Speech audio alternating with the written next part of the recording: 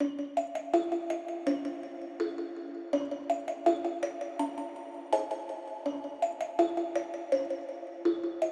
Christy. And I'm Kathy. And this is The Psychic And the Skeptic.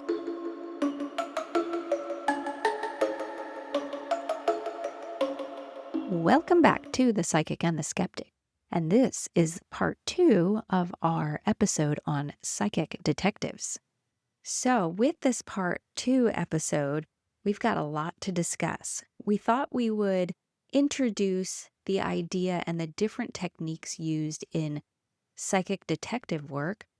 However, when it comes to different cases and prominent psychics that are known for having some kind of ability to tap in and get clues about unsolved crimes, there are so many out there. There's so many resources. There are books that are published. There are newspaper and magazine articles from way back. Now we have the internet with thousands of stories on cases and videos and documentaries and movies and TV shows, scripted and non-scripted. So there is an immense amount of information out there, lots having a skeptical viewpoint and lots from the viewpoint of psychics, and lots of claims that are made, both from the psychics and from skeptics. So our aim in this episode, and if we end up into a third episode as well, is to highlight the different psychics that have claimed to have assisted on cases. And most of the time, they're there to collaborate and, hey, this is an image I'm getting or a vision. Take it for what it's worth. I think those are the more credible, so to speak, and I put quotes around that, big heavy quotes as a skeptic, that it's to assist in a case. Hey, I don't know what this means. I get a feeling, I get a sense. I've had this sense before. I've got a really strong inclination that XYZ exists for this case and you should go check it out. And that's when I think that's appropriate. That's not stepping bounds of going beyond ethics, right? Right. Because we're talking about families who are potentially grieving, or families who are concerned when in the case of a lost person, or if we don't know if someone is deceased or not. You don't want to come in as a psychic and start giving false hope to people, right? Without having definitive evidence for sure that the story that they're seeing or the images they're receiving are in fact true. And there have been some psychics in the past who have made claims that what they're getting is fact before we even know for sure. And that's even if they have any evidence that they can go off of. Right. Sometimes you've got cases where you have a victim that is missing or the status is unknown and there's nothing. That's what I mean. The psychic is, there are some that have come out there and said, oh yeah, they're in this place, you'll find them. Or, I'm sorry, your loved one is dead. And you can't just use somebody's imagery or what they're receiving without the actual physical evidence to prove the claim. Right. So I think that, and that we'll talk about some of those cases where that has been what they found, is that it wasn't a true image. They found a person alive when they said they were dead, or vice versa. And that can be really harmful emotionally for family members. And it creates a negative image of psychics, right? Especially when someone ends up wrong. How can you trust? We lose trust in the potential of having an asset like somebody who's a gifted and talented psychic. Right. There goes your hope. And if you haven't checked out episode 1 on psychic detectives, you might want to go check that out, because it will talk about all the different gifts that psychic detectives use to help solve these crimes. If you want to pause where you're at now, go ahead and go do that and then come back and join us. Okay. Who is the first infamous psychic? So this first guy I want to talk about is Peter Hurkos. He was a Dutchman, and he was on this ladder. And let me take you back with time. He was born in May 21st of 1911, and he died around June 1st of 1988. Okay, so when he's 30 years old, so we're talking about what, 1940-ish, 1941, he fell off of a ladder, and after he recovered, he did have a head injury from the fall, but after he recovered, he found out that he had psychic abilities. So he got some he got the sense nickname. knocked into him. He got the name of the accidental psychic. Okay, that's fun. But yes. And anyway, so he started using his powers over there in Europe, and he would help law enforcement solve these crimes by touching objects or looking at photos. So psychometry was his main one. And word, I guess, got out. But he came to the United States in 1956 because he was invited to participate in some of these psychic experiments. And he ended up thinking he was big dog on campus in a sense, but he established himself as a professional psychic. So the 1950s was a time when there was a lot of interest in psychology. So it makes Yes. sense that they were running all these experiments and ESP type experiments. They all started around that time. So curiosity must have been pretty big at that point. So he might have had an actual gift. Yes. But Okay. he considered himself this professional psychic consultant Right. to law enforcement. So now he wants to make money off of it because now he's a professional, right? Here's the skeptic coming. But not to say that they're all like that. We're going to get to some who actually do this pro bono. But yes, carry on. So he had clues for certain famous cases? Yes. In fact, one of the famous ones was the Boston Strangler, and that was in 1964. So look, you're from Boston? Yes. How do you say the Boston? Boston.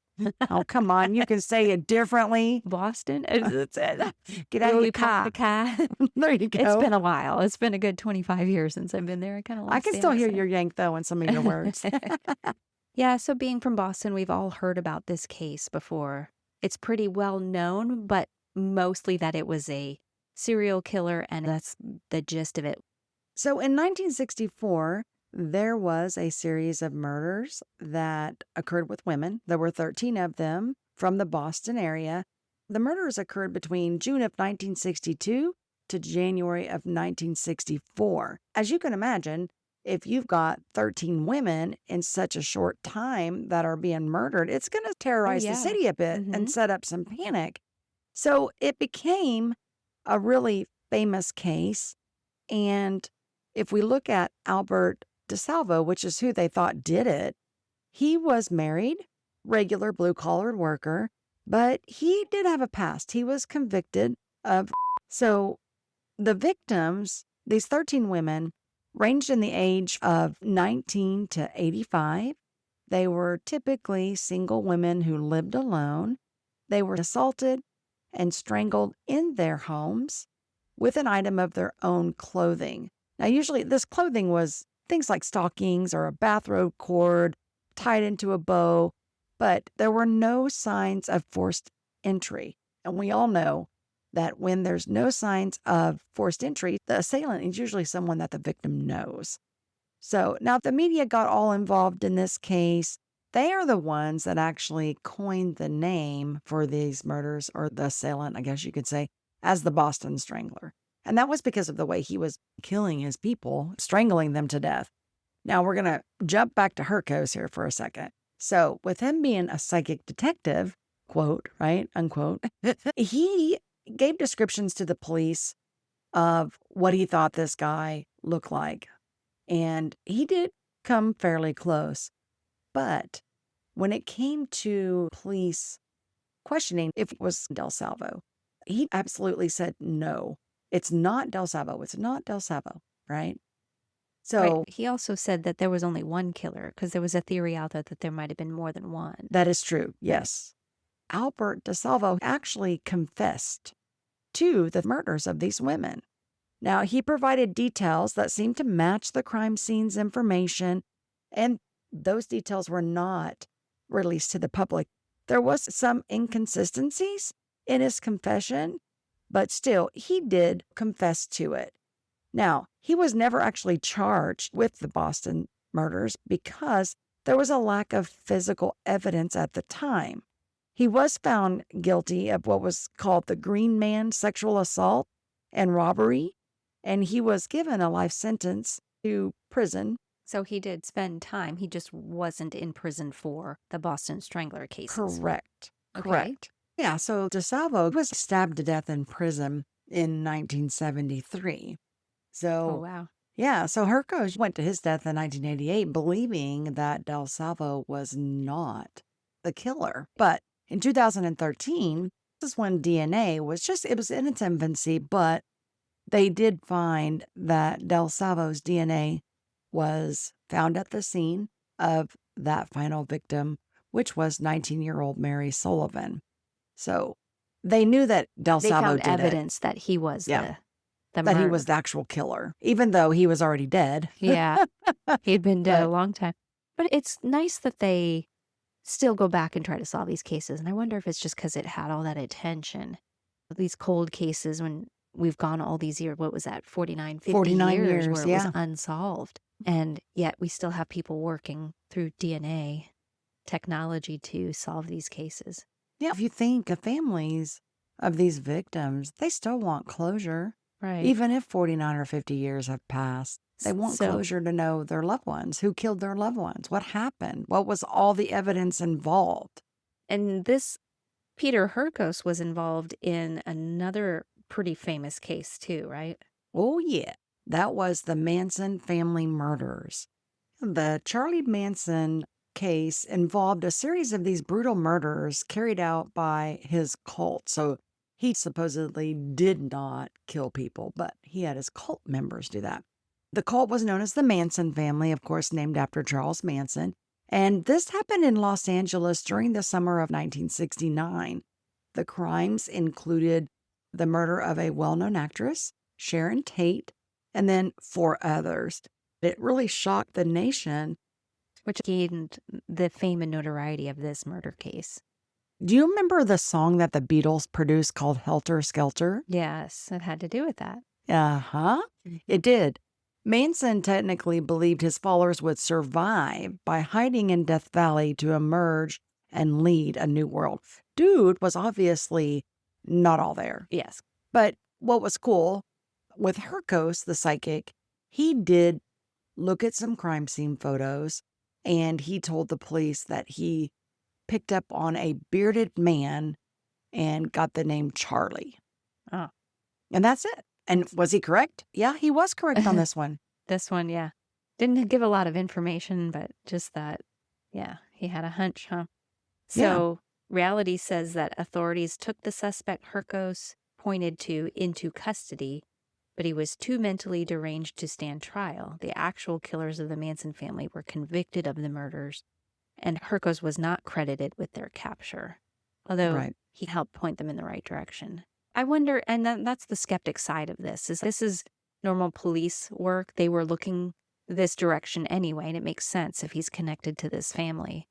Or just the evidence that they had at the time would have been enough with or without Hurkos making his claim. There was a break in the case that did occur when there was a lady named Susan Atkins. She was in jail and she confessed to a fellow inmate, which led to the arrest of Charlie Manson. So it still would have been solved regardless, and that's why he's not getting any credit for this. Yeah, but if you start to look at a lot of these cases, really, how much credit does law enforcement give psychics? They really don't claim that they helped. The skeptical viewpoint with a lot of these cases is that they didn't gain any information from these psychics.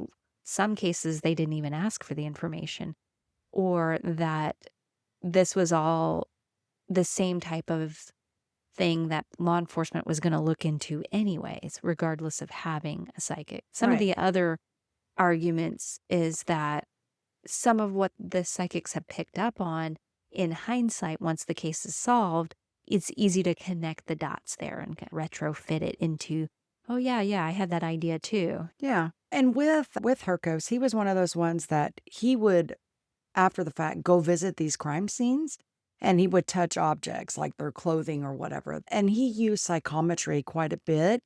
Now, when it comes to, like you were saying, some police departments or detectives or whatever saying that he helped out, that was very controversial. Hurkos was known for self-promotion.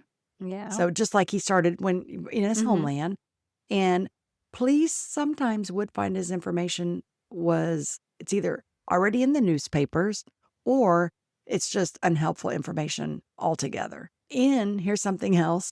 In 1964, he was arrested and convicted for impersonating an FBI agent Oh, to gain information, which his supporters, though, would say, hey, it was just a tactic to discredit him. But if he's convicted, they must have had enough proof to say, yes, you were doing this. exactly. How popular did he want to be?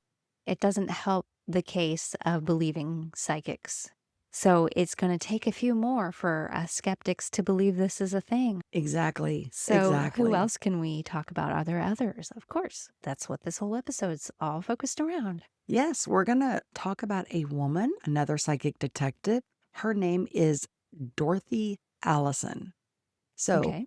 now, she became a psychic. And here's what I find is interesting. So some of these, as we go to talk about them, it's like they're not born into with psychic gifts, supposedly. Like I've been seeing them since I was a little child. Something happens. And when that happens, they turn psychic. So like Peter Hurkos, he fell Had the off head this injury. ladder, Mm-hmm. right? When we get to James von Prague, he was actually struck by lightning. Okay. Yeah. And Dorothy Allison, now, when she was 14, she had a vision of her father's death, but it came true. A few weeks later, he died of pneumonia. And so suddenly now, oh, I'm psychic because I saw my dad. I saw my dad's death.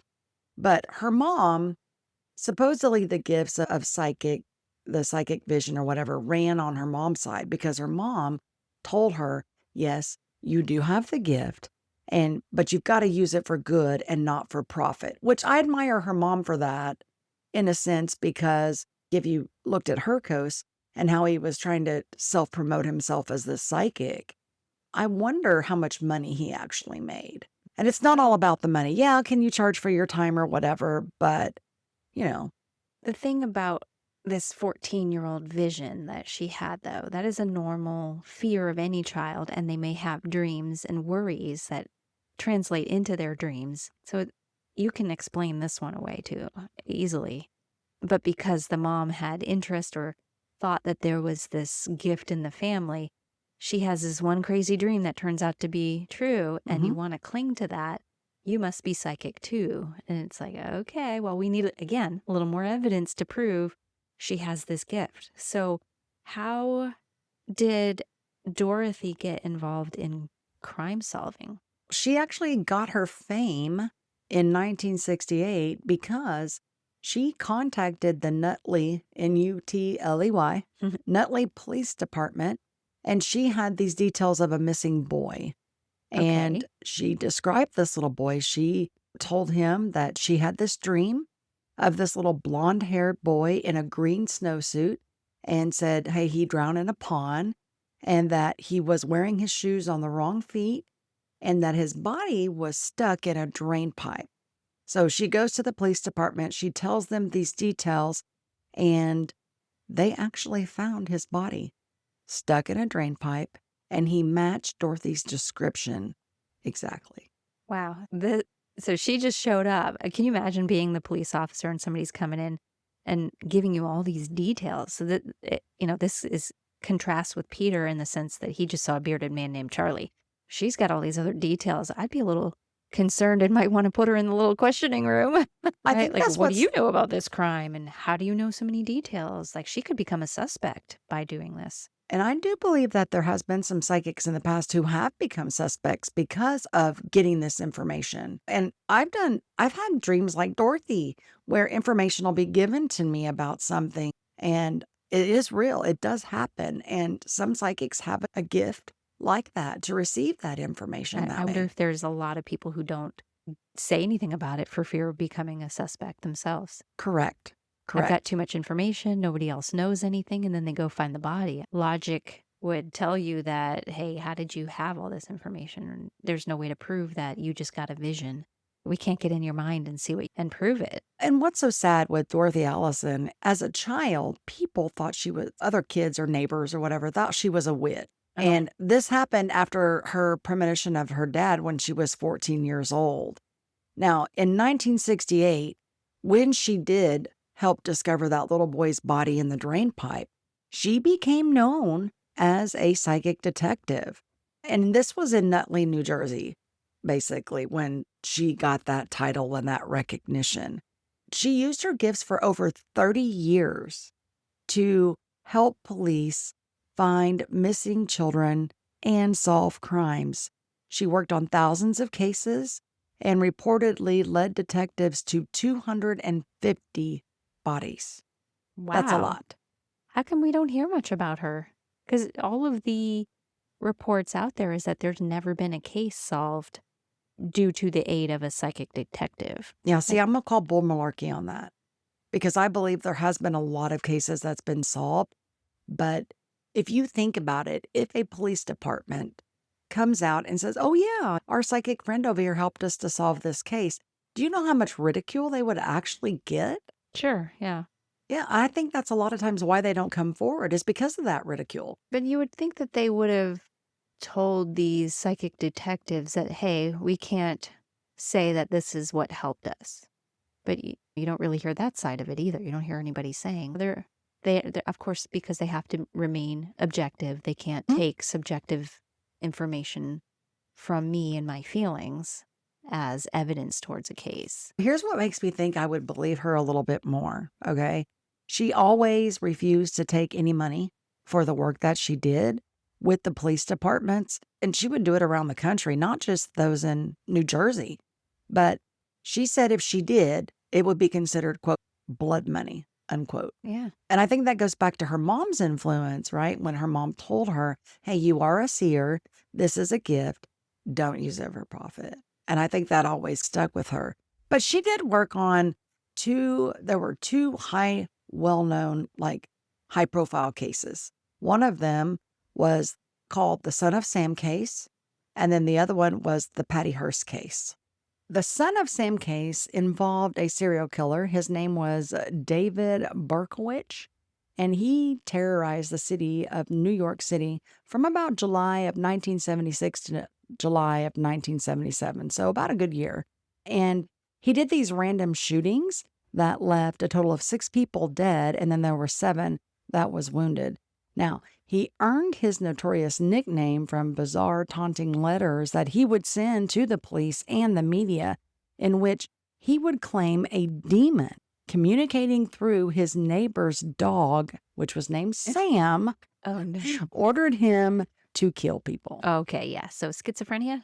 Yeah, that's what I was going to say. Schizophrenia much? But he did use a 44 caliber rifle, or I'm sorry, a 44 caliber revolver to shoot his victims. And his victims were often these young women, and they would have long, dark hair. He would even target couples, though, that were sitting in parked cars. Now, the attacks that occurred across New York City was mainly in the boroughs of the Bronx, Queens, Brooklyn, and this did create like a widespread panic, as you can imagine.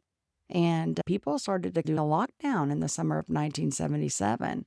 Now, the police, of course, they're getting involved, and they launched this massive investigation, and they called it Operation Omega, and it had 100 detectives involved in it. And they did have a breakthrough, and it came when a parking ticket was issued near the scene of the final shooting on July 31st of 1977. It led the detectives to Berkowitz's home in Yonkers. What a name, Yeah, Yonkers. Never heard of Yonkers, New York? I've never heard of it, but I don't know much about the East. Remember, I'm Yeah. the Southern girl.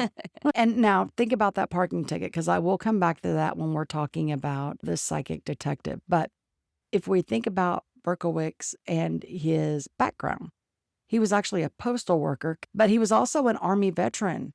So military at that. PTSD? Yeah, he could have PTSD, of course. He may have for his mental health. Sure. Yeah, you could definitely have more than one mental health Sure. diagnosis. Yeah. But yeah, anyway, he ended up becoming arrested. They got him on August 10th of 1977, and he immediately and happily confessed to the shooting. Happily. It was almost like he was proud of it. Oh, okay. But initially, he did claim that this was done because of demonic possession. So passing the blame. Yeah, and he used that really as his Defense. But then later, he admitted that the dog and the demon story was just a hoax, and it was designed to manipulate the media and potentially feign he wanted to claim insanity. So to get him off. Yeah. But he was found competent to stand trial despite the psychiatric evaluations that they had done. And he was diagnosed and considered paranoid schizophrenia. But he did plead guilty in May of 1978 to all 6 murders. He was sentenced to 6 consecutive 25-year life sentences. So 25 times 6. He's not ever getting out. And he was incarcerated at, I don't even know, Shangle Correctional Facility in upstate New York. And he has been repeatedly denied parole. Now, of course, this did get a lot of media attention, okay? But what was neat is because this psychic detective, Dorothy Allison, she helped the police because she told them that this killer would be caught due to an unpaid parking ticket. And she was right. That's how they caught him. Yeah. I have written here that despite her successes, she's had a lot of success, but she's had a lot of failures as well. So she's been involved in a bunch of different cases. Sure. Every now and then, like if you're out there a lot, once in a while, you're going to get something spot on. But how many other cases was she far off on before she was correct on this case or since then? Or vice versa. Because there was a case where she had 42 different names for police that she was suggesting to help identify this Atlanta child killings. And so a detective was like, this lady's a charlatan. She's on a wild goose chase just trying to hopefully guess a name that's going to stick. And she was writing a book. There's always going to be the skeptic that's going to accuse them of being out for personal gain. And she was trying to promote her book during some of this time that she was helping the detective. But again, if you go back to Hurkos, he was trying to gain notoriety for himself as well. But again, there's nothing wrong with trying to write a book and trying to get it out there. Yeah. But I've even done that. But right. But now we've got 2 people now that are self-promoting, even though she didn't start out that way. She's the one with the mom that encouraged her, right? Right, to not take money. And still she didn't for all of this time, though. Yeah, but, so if but she she's wanted got a book that she's trying to make money off of, too. Yeah, but she helped out with a lot of other cases. And again, is she going to get the notoriety that she probably deserved? Right. Probably not, because they're not going to say, oh, yeah, the psychic helped us. Okay, but then I think that there's a line that psychic detectives need to not cross. I think there's a certain point, if you're coming up with 42 different names of suspects on one case, there's got to be a point where you realize I'm not the right person to be picking up on the signs that are coming from this investigation. And you got to step away and let some other psychic come in. Yeah, no, I totally agree with you on that. I agree. But I will also point this out, is that, again, like we've talked about in the past, psychics, different gifts, different frequency waves, different things that they can pick up. So maybe she just had a really good heart and she wanted to help solve this case. And I get it. But no, I agree. Yeah, there's an ethical dilemma there. No, I agree. Like at one point, are you not helping the profession, so to speak, of a psychic detective when you are like person after person wrong on a case? And I know that's one case where she had 42 different names. And sure, she's had some successes, but the more failures you have, the worse it is for validity of your gift. I agree. I totally agree with that. And I don't know, maybe she just got frustrated after the names and she was like, you know what? No, I'm going to get it right. It's going to take me to 50, but I'm going to get it right. Not just kidding. Let's talk about Patty Hearst. Are you ready for that one? Yeah. Okay. So she also helped with Patty Hearst. And this was a big case. It was in 1974. And supposedly 19-year-old Patty Hearst was kidnapped by the Semese Liberation Army, or also known as the SLA. Oh, yeah. Which was a radical group. You remember that? I heard about it. Yeah. I did too. And I listened to a podcast here not too long ago on this, but she ended up starting out as the victim and then ended up joining them. Right. Believe it or not. But they did end up, because they went through this big ordeal. Kind of Stockholm syndrome where she was then empathizing with her captors. Yes. Yes. And they ended up killing some people in the process. And she was later tried She was convicted. Because she participated. She did, of her own free will. And in fact, her dad, because they came from a well-known... Yes, wealthy family. Exactly. And her dad did everything in the demands for the SLA. Like the SLA was asking to help the poor people and to do this and to do that. He did everything in his power that he could. To try to get her back. Exactly.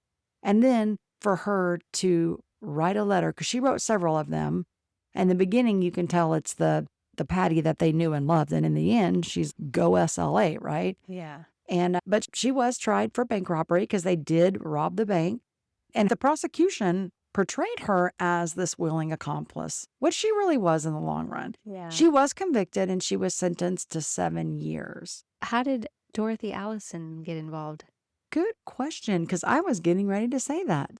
Dorothy got involved because, if you think about this, okay, Patty was kidnapped in February of 1974. This family is very wealthy. They don't know where their daughter is. And so her story is in all the headlines of the newspapers. So the newspaper people actually knew about Dorothy Allison and her gifts. They are the one that told Patty Hearst's dad, which his name is Randolph Hearst. Okay. So he was like, okay, yeah, if she's good and she knows what she's doing, bring her on. And yeah, the media contacted and they set him up and she started to get this information. Dorothy Allison did. So her initial vision, she saw Patty in a dark closet-sized space with red dyed hair. Now, if you know anything about this case, they did keep her in a closet for several days and it wasn't very big. They had a little tight mattress in there for her, very uncomfortable. And then the other thing is Dorothy Allison directed authorities and the Hearst family to Pennsylvania and then to New York, where these SLA fugitives were really hiding at. Now, when it comes to the bank robbery prediction, Dorothy Allison accurately foresaw that Hearst would participate in this bank robbery with her kidnappers, which was a prediction that later came true. So she knew that Patty was with SLA members in Pennsylvania and New York. She just didn't know exactly where. And that's 2 big states. You know how hard that would be to pinpoint? Yeah, and the hard part is, at what point was Dorothy Allison aware of the SLS members? Because they were asking for ransom too from the dad, right? They were asking for all these things. And so at what point was she getting these images in Pennsylvania and the bank robbery, all this SLS involvement? So again, it's like when we do a paranormal case, you don't know any of the history in the background. Right. To avoid your image getting clouded with what you're getting from spirit communication. So these are people who do have information on cases intentionally to help lead to more information. At what point is this psychic able to disconnect from the information they have and what they've heard in the media with what they get from a vision? You know what I mean? Yeah, I understand that. Was her visions influenced by what was in the news and these ransom notes, and she's then just taking that information and cold reading and just guessing on new information? But if she wasn't there, like, for example, how would she know Patty was kept in a closet? How would she know the areas? How many people get held in a closet that are kidnapped? Lots of people, probably. Maybe, but you then could think maybe about not. where people are held. But exactly. That's the point, though. What are the odds? Oh, I'm catching a deceased grandparent. Many of us have deceased grandparents, and sometimes we're right when we guess that. Okay, think about the bank robber. How would she know about the bank robbery? That's what I'm saying. But if they already know she's with this terrorist group who does crimes, she could then predict, quote unquote, a bank robbery as one of those crimes because they need money somehow. If they're not getting ransom money, they need to rob a bank to keep running. They need money to keep this thing going. So that's what the skeptic is going to say is odds are she's going to be right. Most of us could probably guess that too. Yeah, I don't know. She could use a gift of remote viewing even to look at a picture of Patty or look at the newspaper articles and get her information that way as well, depending upon how her gift works. And it can cloud what she's picking up on. Like what is her thought versus what is real psychic impression. Maybe not. Yeah. Yeah. I'm trying to benefit of the doubt here. And if the statistics in a kidnapping lean-to, people are usually held in a closet or some small room, right? Not given a whole lot of space because that's part of the entrapment and that affecting their psyche when you're the victim. You put them in a tight, small space and they don't feel they can escape. The odds of somebody being in that situation are high, and so you can explain away this as not being a real psychic reading of this, or if that's the high odds, of course a psychic would be right about it as well, because odds are that's probably what happened. Okay, Do so you know what I'm saying? yeah, no, I understand the point that you're You coming could from. argue it both ways. But even Hearst's dad, Patty Hearst's dad, Randolph, okay, he even acknowledged that while Allison didn't find Patty exactly where she was at, he acknowledged her efforts, and he also said that she was, quote, honest and reputable, Sure. unquote. Even if her psychic abilities didn't solve the case directly, he still credited her for vital information. Yeah, because she was either close or accurate. And a family member is probably, they could go either way. There's been other family members that have discredited some psychics and said they didn't come up with the answers. And he says she came up with correct information. Whether that was because of what she read in the papers influenced her thoughts or whether she was accurate or... Hard to say overall. But Dorothy Allison, I find like she's pretty interesting. I thought she was more always. interesting than Hurkos even. Yeah. Now you got another lady coming up. Okay. Yeah, this one's interesting too because she's got a lot of high profile cases as well. Yeah, Noreen, is it Renier? Renier? I think it's like the Mount Rainier. Rainier. Okay, so Noreen Renier. She is also very well known for her career. She was a former flight attendant and public speaker. She began offering her psychic services in 1970. She worked on 500 plus cases. She became known for a strong media presence and police testimonials. She wrote a book, it's called A Mind for Murder, and it detailed her visions of the cases. So she would use abilities like psychometry, vision, images. She claimed the ability to sense the cause of a death or the location of a body. She had sensory impressions like sounds, colors, descriptive type fragments. She would do remote impressions of buildings, terrains, or suspects. Now, some of her more notable cases, in the late 1970s, she did a missing woman in Charlottesville, Virginia. The police actually requested her assistance, believe it or not, Right. after all of their leads dried up. So on our first episode, you were talking about cold cases. Hey, Yeah. Mm-hmm. But she did describe a wooded ravine, a broken tree limb, a distance from the road, a twisted ankle. And yeah, while all those are just little bits and pieces, and what's the coincidence? The body of this missing woman was found in a terrain like what she had described. And officers publicly acknowledged that Rainier's information paralleled the eventful location. Yeah. This is when some of the coincidence comes in too, because in the 1970s, cold cases and psychic detectives were starting to be more known. So there were more, hey, I've got nothing else. Why not try it? And then they look at the place where the person went missing, and you have wooded terrain, you have ravines, you have rivers. So it's really easy for somebody to say, oh yeah, I see them in this area. Hang on, I got a psychic impression. And you're also going to say, because the terrain is harsh, you could have a twisted ankle. Is that right? Did I get it right? Exactly. You're proving it right there. Psychic, what are and I the didn't know it. odds? I'm sorry, Exactly. I just couldn't resist. And they're given maps too. This is the last place that they were located, and then they get a hunch, and they're going to be correct because we're also hitchhiking a lot in the 1970s. So a distance from the road, or people usually just dump bodies on the odds are this is going to be details in almost any case in the 1970s. Let's keep going with her cases now. Okay. 1980s, there was the Florida missing airplane.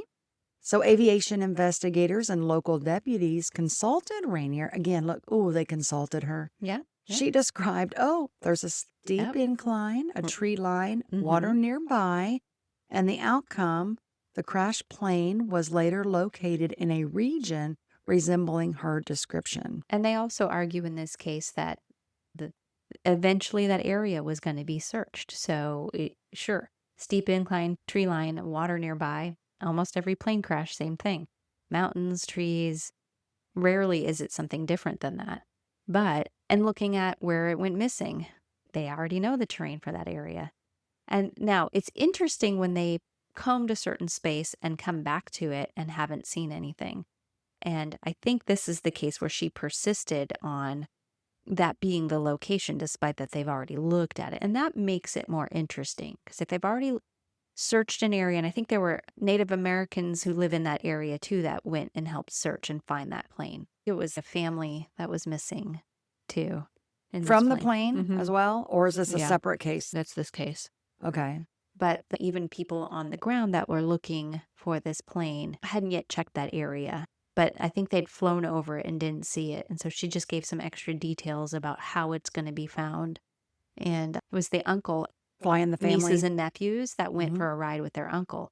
And so I think the dad had some flying experience, the dad of the children. And the oldest son didn't go on this plane ride. So they were actually in a helicopter looking. And her vision was that the older son was going to see some kind of reflection on the ground. After looking over his shoulder, he would see the plane on the ground reflecting. And that's how they found the plane. So that's really interesting in this case. How do you explain that one? Right. In order for something to be believable, you can't have vague details. But I know No, true. from knowing you can't necessarily pick up on minute details right off the bat. You're going to get images that are very broad, and sometimes you don't get any details. Or you do get details when they're not broad. It depends on, too, how you're getting that information, who you're getting it from, what frequency or energy wave you're on getting that from. So there's a lot of factors that are involved there, what we explained in part one of this episode. But you also can't blame the skeptic, because, when it's not consistent and not measurable, and you can't document what you can hear and feel, feelings can't be written down, they can only be described, and it's very subjective. We need objective information, so you can probably never take their word for it. But it is certainly interesting when there are details. Yeah, and again, this is why law enforcement agencies will probably never ever claim that a psychic helped them. Now, we look at, there was a double homicide case in Massachusetts in 1988 that she helped with. They contacted her again to get directional information. She was able to describe the killer's behavior and the escape routes. And later, the detectives confirmed that some of the details she gave match what they learned about the perpetrator.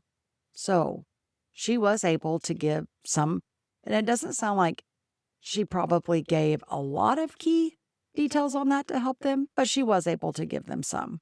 Then we have 1990s. There was a multiple cold case in the Southeast. She assisted the sheriffs in the unsolved disappearances. And there were some of the cases that were solved and some were not.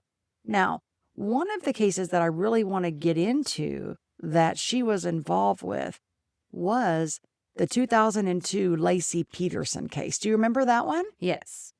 This is that case in 2002 where 8-month pregnant Lacey Peterson went missing on December 24th.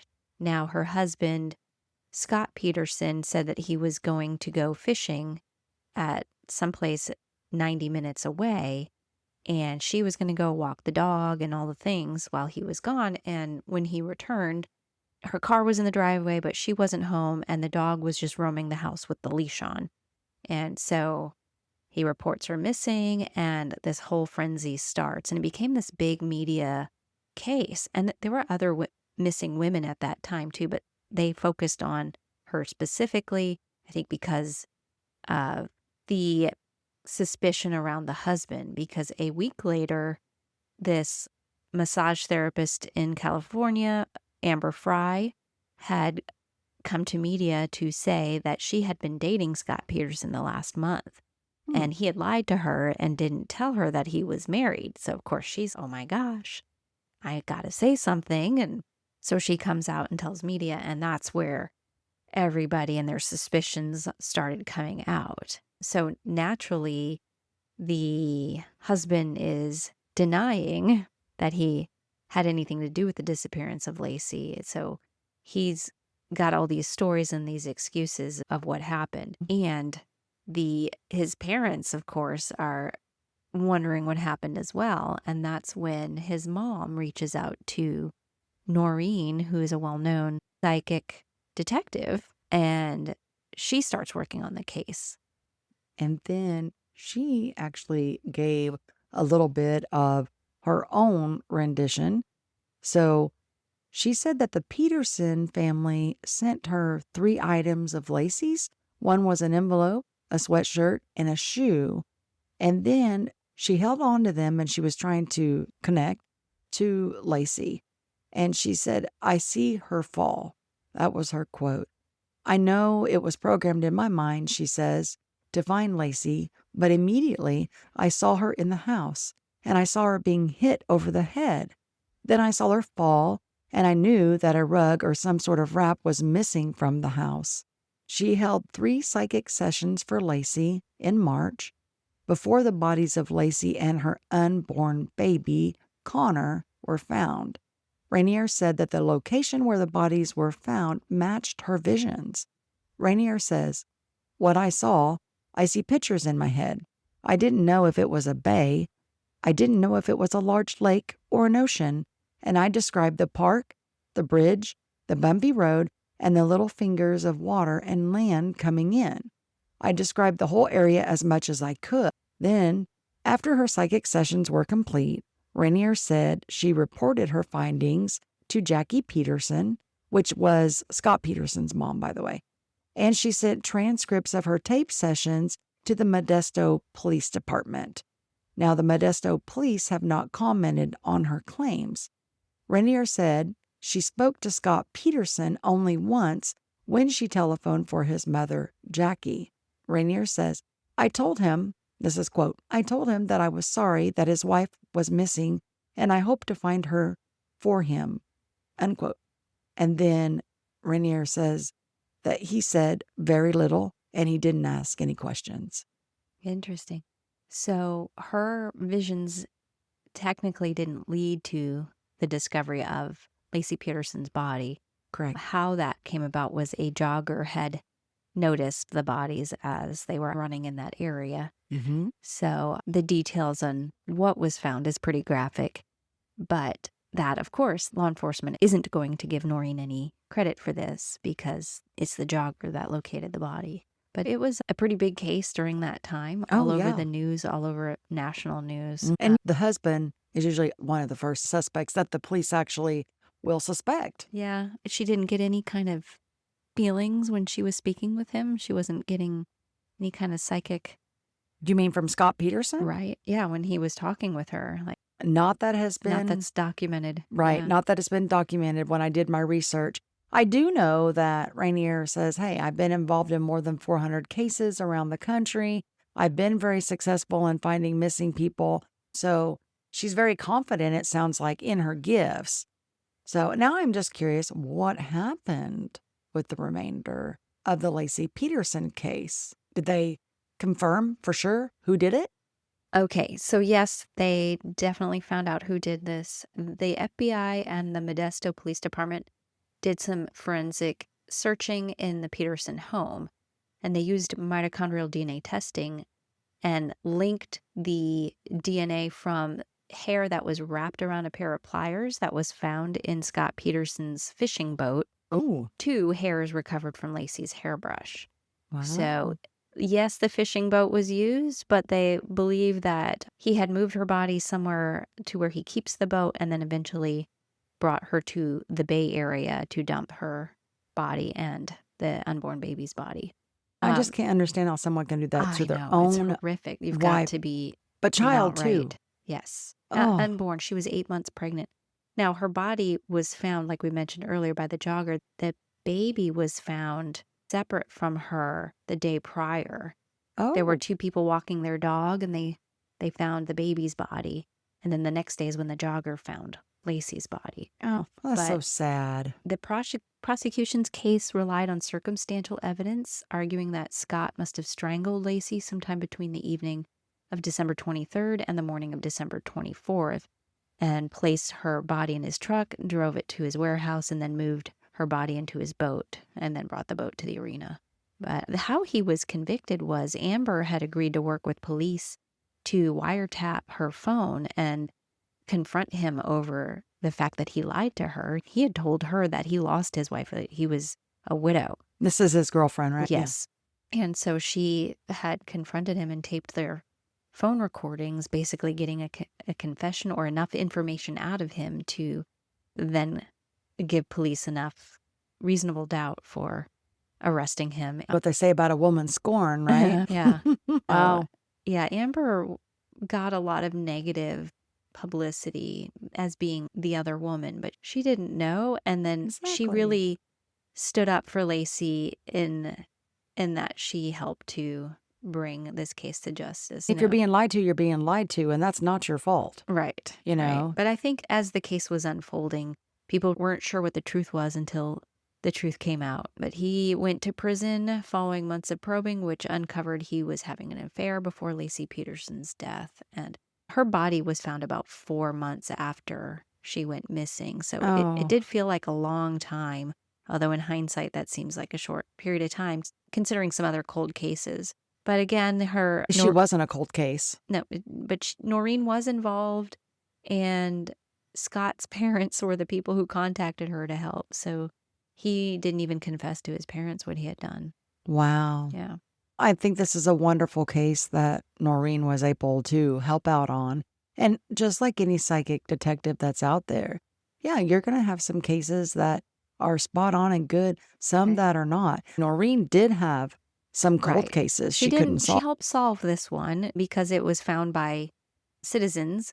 All that Noreen's involvement does is maybe help to bring back some trust in some psychic impressions, because she had details about water. But again, a staunch skeptic is going to say lots of bodies are found in water. That's a good place to hide them. The odds were that she was going to be able to guess the correct place. But did it lead to the conviction? Not in this particular case. So what did he get again? He got life in prison. He did receive the death penalty, but that was removed. It was life in prison because he had first-degree murder charges on Lacey and second-degree on Connor, the baby. That just breaks my heart. Yeah. There are some other cold cases that Noreen didn't get right. Yeah. You have the 51 cold case of Beverly Potts. Rainier gave impressions involving a neighborhood man in a basement location, but there was no evidence supporting it.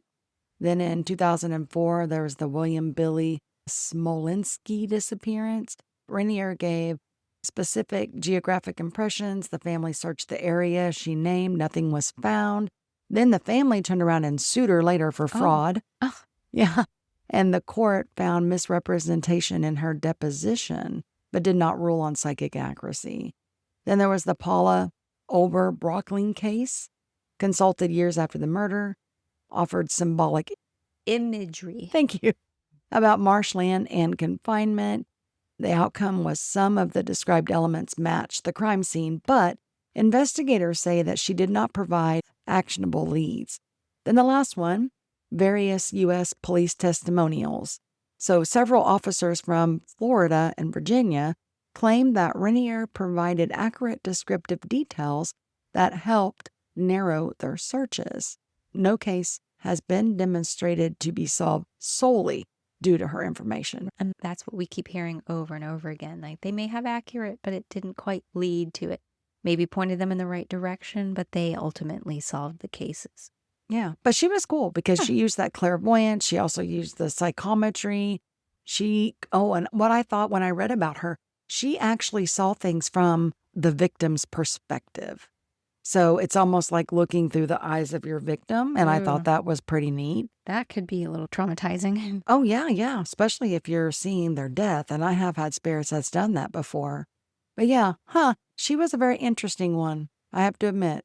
I kind of liked that one with her. She seemed like she was really pretty good, to be honest. Again, that she provides information that fits many terrains like woods and ravines and water, pattern recognition and interference from minimal cues, subconscious incorporation of known geographical tendencies, bodies of water, like I was saying. It's common that bodies are found near water. And then there's this one piece I didn't mention is police memory bias can inflate accuracy after a case is solved. So, the details of when they heard and when she contributed versus when information came about. Some cases have had conflicting accounts between the psychics and the officers. So it's just like we all make pretty poor eyewitnesses to crimes, and we have different memory of how everything unfolded. Oh, yeah. Just as much as the police and remembering what the psychic said when and where at what time can change one way or the other, whether they believe the psychic or they don't believe the psychic. Absolutely. I could totally see that.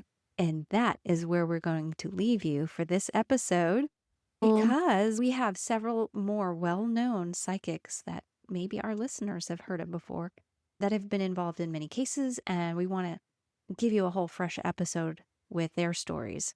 And don't worry, my name's not on that list, y'all. You're safe. We hope that you enjoyed this episode. I know it's been a really fun topic to research and learn. I'm learning things about old cases before I was even born on some of them, but Right. you And know, we're getting to overlap true crime with psychic and skepticism. exactly. So it'd be interesting to see if anybody else has any input on that. So y'all know you can contact us if you would like. And you can share your own parastories, topic suggestions, and comments to psychicandskeptic, all spelled out, at gmail.com. So you can find us wherever you enjoy your podcasts, and thank you for listening. Because you know, the paranormal is the normal. Not yet understood.